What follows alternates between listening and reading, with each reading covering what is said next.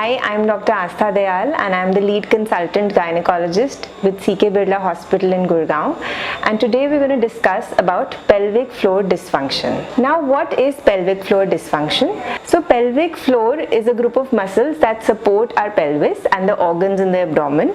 So through this pelvic floor passes the urethra, which is the urinary passage, the stool passage, the vagina, and if there's any dysfunction of this floor, we call it pelvic floor dysfunction. So this means that you could have problems in passing urine, you could have problems with vaginal intercourse, you could have problems with stool, or you could have chronic pain symptoms in that region. Now, as gynecologists, we deal with the problems related to the urination and the sexual dysfunction. So with respect to urination, the symptoms that you could be having are, there could be a difficulty in passing urine, there could be an urgency, like you feel like going to pass urine again and again, or there could be hesitancy. So when you go to pass urine, there could be difficulty in starting to pass urine.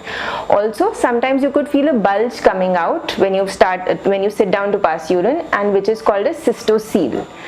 Besides this, there could be urinary incontinence. That means you could leak urine if you cough or you strain, or there could be times when you are not able to reach the washroom and you actually end up passing urine in your clothes. So these are the dysfunctions related to urination.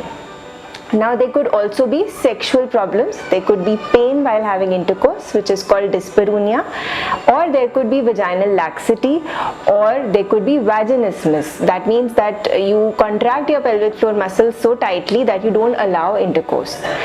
There could also be problems with pain. So there could be chronic pelvic pain. A lot of women have problems of generalized pain in the pelvis.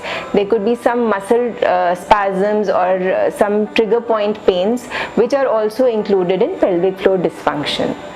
Now, if we try and understand the incidence of pelvic floor dysfunction, about 40 to 50% women in their reproductive age group are having some sort of sexual dysfunction because of pelvic organ dysfunction, and also about 11% women end up having a prolapse towards the age of 80 as they age, and prolapse is the bulging out of the tissues which happens when after menopause the tissues become lax, and when you strain you feel something coming out from down below. Hope you found this information useful, and if you have any questions you could put them in a comment box and we will be sure to get back to you. Thank you.